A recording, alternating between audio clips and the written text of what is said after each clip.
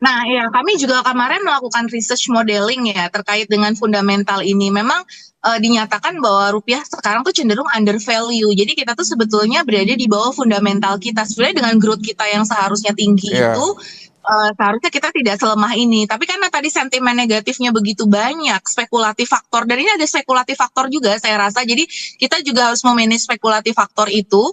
Kita makanya harus punya jagoan-jagoan kita nih di global. Kita punya global networks untuk iya. menghadang para spekulan ini juga.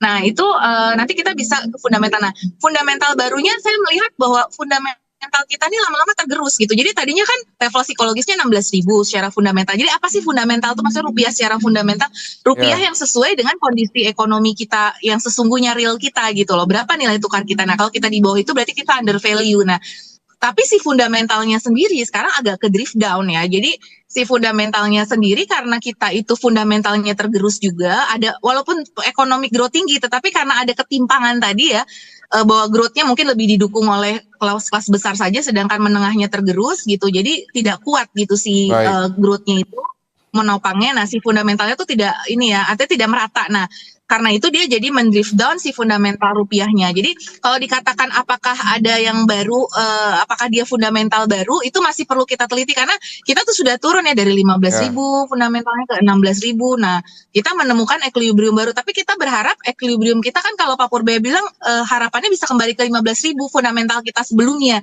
Nah, itu oke. bisa dilakukan. Kita memperbaiki terms of trade kita, memperbaiki money growth, mempengaruhi interest rate differential, memperbaiki productivity kalau dari modeling yang namanya behavioral equilibrium atau fundamental equilibrium exchange rate model.